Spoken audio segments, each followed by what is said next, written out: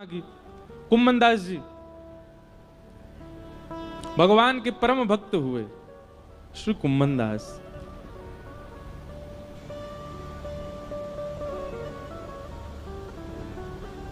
सावधानी से सुनिएगा। कुम्मन दास जी के चरित्र में ऐसी एक कथा आती है कि श्री कुम्मन दास जी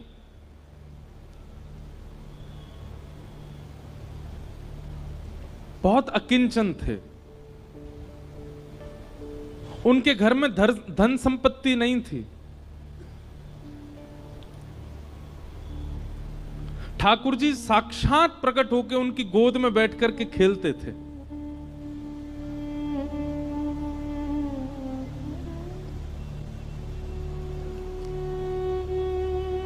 एक दिन ठाकुर जी उनकी गोद में बैठे थे और श्री कुम्मन दास जी तिलक लगा रहे थे। तो कहते हैं कुम्मन दास जी के घर में आरसी भी नहीं थी, शीशा भी नहीं था। कुम्मन दास जी तिलक कैसे लगाते थे? दो उपाय थे कुम्मन दास जी के। कठौते में जल भरते थे, उसमें अपना प्रतिबिंब देखते थे जल के अंदर, और प्रतिबिंब देख के फिर तिलक लगाते थे। या फिर ठाकुर जी किसी दिन खेलते खेलते उनकी गोद में आ जाते और गोद में बैठे बैठे ठाकुर जी बताते, हाँ कुम्मना यहाँ ते सीधो ले चल लगो। अब यहाँ नीचे तो नेक घुमाए दे, अब यहाँ ते नेक ऊपर कर ले, बीच में यहाँ नेक कोने कर, अब यहाँ कर। ठाकुर जी तिलक लगवाते थे कुम्मन दास जी का। इतने सामीप्य में ठाकुर जी रहते थे। कुम्मन दास जी के चरित्र में आता है कि श्री कुम्मन दास जी जब अपने खेत में हल जोतते थे तो ठाकुर जी ऐसे अपनी पीतांबरी में अनाज आदि जो भी होता था वो लेके स्वयं डालते हुए चलते थे कुम्मन दास जी के साथ। पर कुम्मन दास जी ने कभी ठाकुर जी से कोई याचना नहीं की। एक दिन की बात है, कुम्मन दास जी अपने खेत में हल जोत रहे थे, ठाकुर जी पीछे ऐसे उड़ाते हुए चल रहे थे सब बीजों को। इतने में मंदिर का घंटा बजा और जोर जोर से जैसे घंटे बजने लगे तो कुम्मन दास जी ने तुरंत हल छोड़ा, हाथ धोने लगे, पांव में जल डालने लगे, मुख पोंछा और तुरंत मंदिर की ओर भागने लगे। ठाकुर जी बोले, ए कुम्भना कहां जा रहा है? जय जय दर्शन को समय है गयो, मंदिर जा रहा हूं। बोले, तू भी कुम्भना कैसो बावड़ो, मैं तेरे संग यहाँ खेत में खड़ा हूं, तेरे संग हल जुतवा रहा हूं और तू मंदिर में भाग रहा हूं मेरे दर्शन को। कुम्मन दास जी बोले, जय जय यहां तो आप अपनी इच्छा से आते हो, आज आते हो, कल आओगे कि नहीं इसका कोई प्रमाण थोड़े। और कल मुझसे कोई अपराध हो गया, परसों मुझसे कोई अपराध हो गया तो क्या पता आप मुझसे मिलना ही बंद कर दो। पर मंदिर में तो आपको आचार्यों ने बैठाया, वहां से आप कहीं नहीं जाओगे, इसलिए मंदिर दर्शन में कभी नहीं छोड़ सकता। क्योंकि आप मेरे प्रेम से भले ही यहां आ जाओ, मंदिर में तो आप सदा विराजोगे, इसलिए मैं तो वहीं दर्शन करूंगा। ठाकुर जी संग रहते थे उनके, लेकिन वो फिर भी मंदिर में जाते थे। कभी ठाकुर जी से याचना नहीं करी कि मेरे परिवार को नेक समृद्ध बना दो, मेरे घर पर नेक व्यवस्था करवा दो, कभी नहीं। क्योंकि बंधुओं, कल एक व्यक्ति मिलने आए, वो मुझसे बोले कि हम ठाकुर जी से बोल के कुछ नहीं मांगते पर मन में तो चलता रहता है। आपने मना किया कथा में कि ठाकुर जी से कुछ मत मांगो, तो हम बोलते नहीं है पर मन में तो आता है। इसका मतलब कहां है? इसका मतलब यही है कि भक्ति में अभी कहीं चूक हो रही है।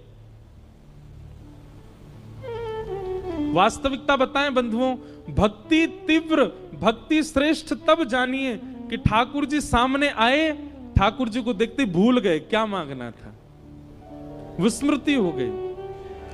अपने गुरु के सामने सोच करके तो बहुत गए थे कि ये पूछेंगे, ये कहेंगे, पर गुरु के सामने जाते सब विस्मृति हो जाए, समझना आपकी भक्ति प्रबल है।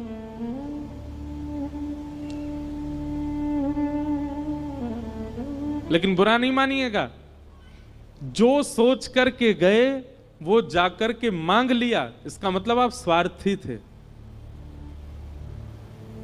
आपका प्रेम नहीं है ठाकुर जी से। एक दिन कुम्मन दास जी की गोद में ठाकुर जी बैठे थे, तो कुम्मन दास जी की दाढ़ी से खेल रहे थे ठाकुर जी छोटे से। तो ठाकुर जी ने मन में विचार किया, कुम्मन दास के घर में बड़ी दुर्बलता है, मैं कोई राजा के मन को चेताता हूं ताकि वो आधी संपत्ति कुम्मन दास को दे जाए।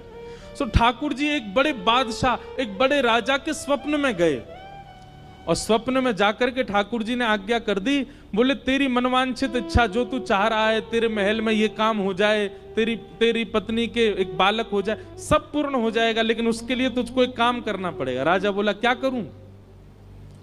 अपनी इतनी संपत्ति गिरिराज जी लेके जा और श्री गोवर्धन में कुम्मनदास जी हैं, उनको जाके भेंट करके आ। संपत्ति भेंट करने से तेरे काम पूरे हो जाएंगे। ठाकुर जी की आज्ञा मान करके वो राजा कुम्मनदास जी के यहां गया और उस समय कुम्मनदास जी की गोद में ठाकुर जी बैठे थे, खेल रहे थे कुम्मनदास जी के संग। और ठाकुर जी कुम्मनदास जी से कह रहे कुम्मना। कुम्मनदास जी बोले हाँ जय जय बोलो। अरे सुनता हूं मैं तो एक बात करनी है। हाँ जय जय बोलो, कहा बात करनी है? इतना बस कहा ही था, इतने में ही वो राजा कुम्मनदास जी कुटिया में आ गया और राजा के आते ही ठाकुर जी अंतर ध्यान हो गए।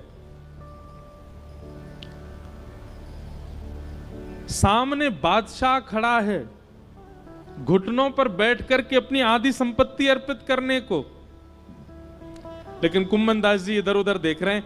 अभी तो यहीं बैठे, कछु तो कह रहे पतो ना बोल के ही ना गए मुंहते। अभी तो यहीं बैठे, कछु तो कह रहे बोल के ही ना गए। राजा ने चरणों में प्रणाम किया, बोले भगवान आपकी आज्ञा हो तो मैं आपके कुटिया में अपनी सामग्री रखवा दूं, मैं आपको धन संपत्ति कुछ दान करने के लिए आया हूं। कुम्मनदास जी उल्टे उसके चरणों में गिर गए, बोले भैया ले जाया संपत्ति को, कोई और में बांट दियो और कोई ना लेवे तो जमुना जी में बहाई दियो। ऐसी संपत्ति को कहा करूं, जाके मेरी कुटिया के द्वार पे आते ठाकुर जी भाज गए यहाँ थे। ऐसी संपत्ति को मैं कहा करूंगा, जैसे ठाकुर जी छोड़ के चले गए। घर के लोग चिल्ला रहे हैं, अरे कुम्मनदास जी कुछ तो ले लो, आपकी कुंवारी भतीजी है, उसका ब्याह करना है, घर की थोड़ी मरम्मत करवा देंगे। रात में वर्षा हो जाती है तो रात भर सो नहीं पाते हैं, हमारे घर में जल भर जाता है, अरे कुछ तो ले लो, कोई देने आया है। कुम्मनदास जी बोले ऐसी संपत्ति ना लूंगा। जाके द्वार पे आते ही ठाकुर जी भाज गए। ले जा भैया, तेरे आगे हाथ जोड़ूं, अगर तू बहुत देर बैठो रहेगो तो मैं प्राण त्याग दूंगा, या को अभी लेके जा। और हट पूर्वक राजा को भगा दिया वहां से। राजा के जाते ही ठाकुर जी फिर आ गए। कुम्भना दौड़ करके गए, ठाकुर जी को गले से लगा लिया, बोले नाथ कहां चले गए आप? ठाकुर जी बोले कुम्भनदास एक बात बता, मैंने एक राजा को स्वप्न दियो, स्वप्न में जाकर के वाकू चेतायो कि अपनी आधी संपत्ति ले जाके कुम्भनदास को दे दे, और वो तू को देने आयो, तेने स्वीकार क्यों ना करी? अरे तेरे घर में बैठवे के काजे कोई चद्दर ना है, तिलक लगावे के काजे आरसी तक ना है, तेरी भतीजे के ब्याह के काजे एक एक फूटी कौड़ी तेरे घर में नहीं है। मैंने चेताए करके एक राजा को भेजो, तेने वापस कर दियो। कुम्भनदास जी ने एक बात कही ठाकुर जी से, जय जय आप सत्य बताइयो, राजा के आते ही आप अंतर्ध्यान है गए। राजा जितनी संपत्ति लेकर के आयो, यदि मैंने वो स्वीकार कर ली होती, अपने घर में धर ली होती, अपने घर में लगा दी होती, तो आपको ये लगती अब तो कुम्भनदास पे खूब संपत्ति आ गई भैया, अब ये अपनो घर बना लेगो, सब काम कर लेगो। और आप जो गए थे वो आते ही नहीं लौट करके, पर मैंने उस संपत्ति को स्वीकार नहीं किया तो आप पूछने के लिए दोबारा आ तो गए मेरे घर पर। यह मेरा सौभाग्य है कि मेरे ठाकुर जी फिर प्रकट हो गए। आपको लगती कि भैया यहाँ पे तो अब सुख समृद्धि है गई, अब अपने आप सब लोग गुजर बसर कर लेगो। अरे लाचार बालक को बार बार मां ध्यान क्यों देती है? वो बालक चलने लग जाए, फिरने लग जाए, बोलने लग जाए, तो मां धीरे धीरे उसको अपनी जिम्मेवारियां समझाने लगती है। तू अब खुद चला कर, खुद उठा कर, खुद तैयार हुआ कर, खुद भोजन किया कर। लेकिन वो बालक लाचार ही रहता है, तो लाचार बालक को मां गोद से छोड़ती नहीं। नाथ मुझे केवल एक ही कामना है आपसे कि मुझे कभी संपत्तिवान मत बनाना, मुझे कभी योग्य मत बनाना। क्यों? बोले मैं असंपत्तिवान रहूंगा तो मैं स्वयं को लाचार मानूंगा, और मुझे लाचार जान आप सदा मुझे अपनी गोद में ही रखोगे नाथ। इसलिए मुझे ऐसे ही रहने दो, मुझे योग्यता नहीं चाहिए। इसे कहते हैं निर्गुण भक्त।